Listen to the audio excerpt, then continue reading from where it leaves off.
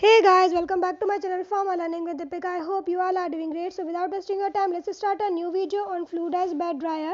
So in fluidized bed dryer, we are going to discuss about the principle, construction, working, application, merits and demerits of fluidized bed dryer.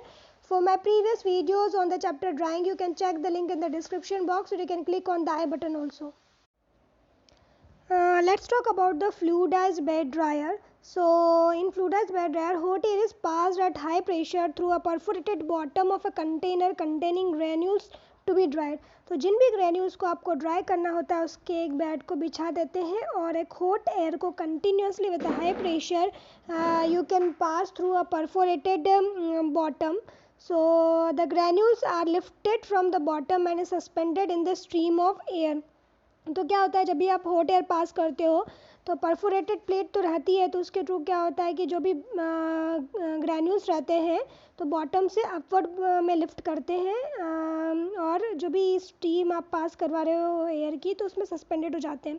सो इस condition को अपन fluidised state बोलते हैं, इसलिए इसको fluidised dryer बोला गया है. और बेड, क्योंकि अपन ग्रैन्यूल्स का बेड बिछाते हैं इसलिए इसको फ्लूडाइज बेड ड्रायर बोला गया है. तो जो भी हॉट गैस होती है सारे ग्रैन्यूल्स के थ्रू सराउंडेड हो जाती है और उनको कम्प्लीटली ड्राई कर देती है. तो इसलिए इसमें फ्लूइडाइज्ड बेड ड्राई में अगर आप ड्राई करवाते हो कुछ भी ग्रैन्यूल्स वगैरह को, कोई भी मटेरियल को आपके ड्राई करवाते हो तो वो यूनिफॉर्मली ड्राइड हो जाते हैं. Now let's talk about the construction of fluidised bed dryer. So दो टाइप के अवेलेबल हैं dryers, that is vertical fluid bed dryer और horizontal fluid bed dryer. So basically जो ड्रायर रहता है वो स्टेनलेस स्टील का या फिर प्लास्टिक का बना हुआ रहता है और एक डिटेचेबल बाउल रहता है जो कि आप उसके बॉटम में प्लेस करते हो ड्रायर के, और which is use for the charging and discharging. तो जब भी आप चाहो उसको चार्ज और डिस्चार्ज कर सकते हो. फिर बाउल जो रहता है वो उसकी जो बॉटम रहता है वो परफोरेटेड रहती है विद अ वायर में support for placing the material to be dried. और एक फ़ैन भी माउंटेड रहता है on the upper part of the circulating hot air. So fresh air का इनलेट प्रोवाइडेड रहता है और प्री फिल्टर्स लगे हुए रहते हैं जिससे कि फ्रेश एयर अंदर आए और वो फिल्टर होके आए. फिर हीट एक्सचेंजर्स भी कनेक्टेड रहते हैं जिसके थ्रू जो फ्रेश एयर आ रही है इनलेट के थ्रू तो वो उस हीट एक्सचेंजर के थ्रू हीट अप होती है और जिस टेम्परेचर की एयर आपको रिक्वायर्ड होती है उस टेम्परेचर को आप मेंटेन करके रख सकते हैं. फिर the temperature of hot air and the exhaust airs are monitored. जैसा कि आपको मॉनिटर करना है वैसे आप कर सकते हैं, जितना भी टेम्परेचर मेंटेन करके रखना है यू कैन मेंटेन इट. फिर बैक फिल्टर्स भी लगे हुए रहते हैं जो कि आपका जो भी डिटेचेबल बाउल है उसके ऊपर बैक फिल्टर्स लगे हुए रहते हैं ताकि कि फाइन पाउडर्स जो भी हॉट एयर अपने साथ में लेके जा रही है तो वो वो जो फिल्टर्स रहते हैं बैक फिल्टर्स वो अपने में इंटेंगल्ड कर लेते हैं और उन मटेरियल को जाने नहीं देते, जिससे आप फाइन मटेरियल को भी रिकवर कर सकते हो while driving. So you can see in the diagram of fluidized bed dryer. Here is the detachable bowl. It is perforated from the bottom, so you can place the solid inside that bowl. Or after drying, you can detach that bowl and remove your material. And here upward, you can see that it is a back filter.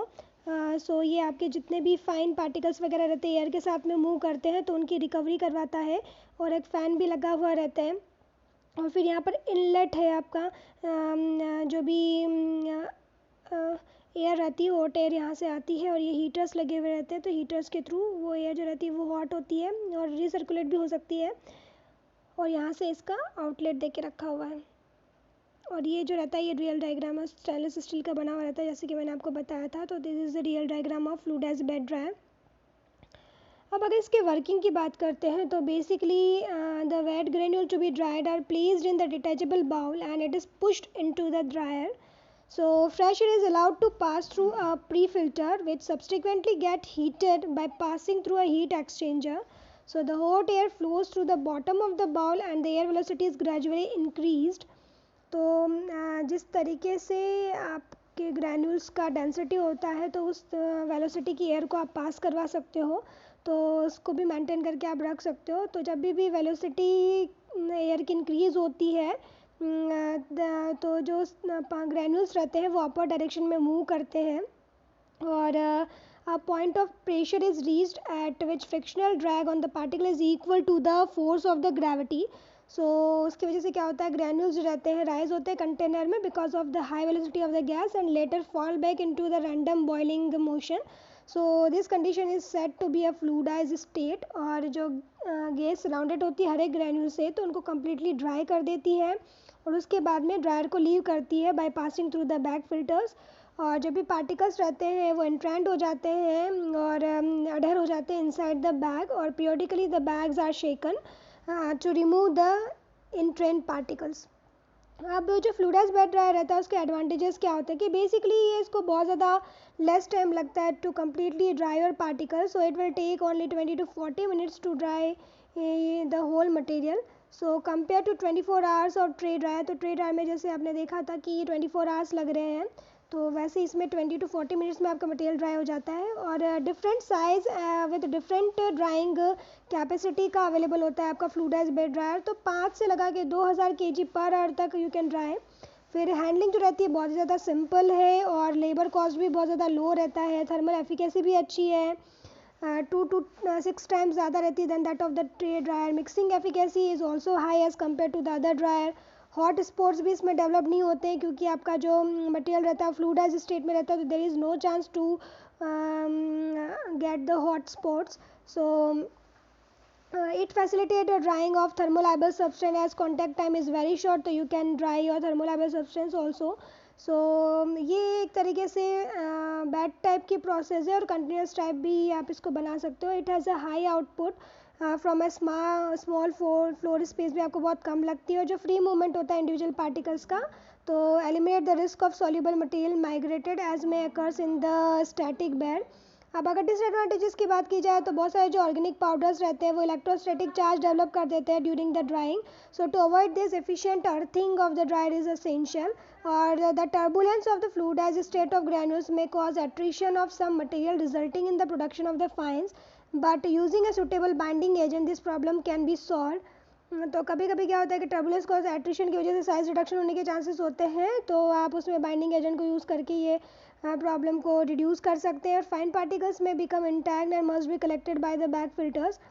अब uses की बात की जाए तो it is probably use for drying of the granules in a production of tablet and it can be use in 3 operations. Like आप इसमें mixing भी करवा सकते हो, ग्रैन्युलेशन भी करवा सकते हो, ड्राइंग भी करवा सकते हो, और इसमें थोड़ा सा मॉडिफिकेशन करके आप ग्रैन्यूल्स की कोटिंग भी करवा सकते हो. That is a universal machine, you can say that.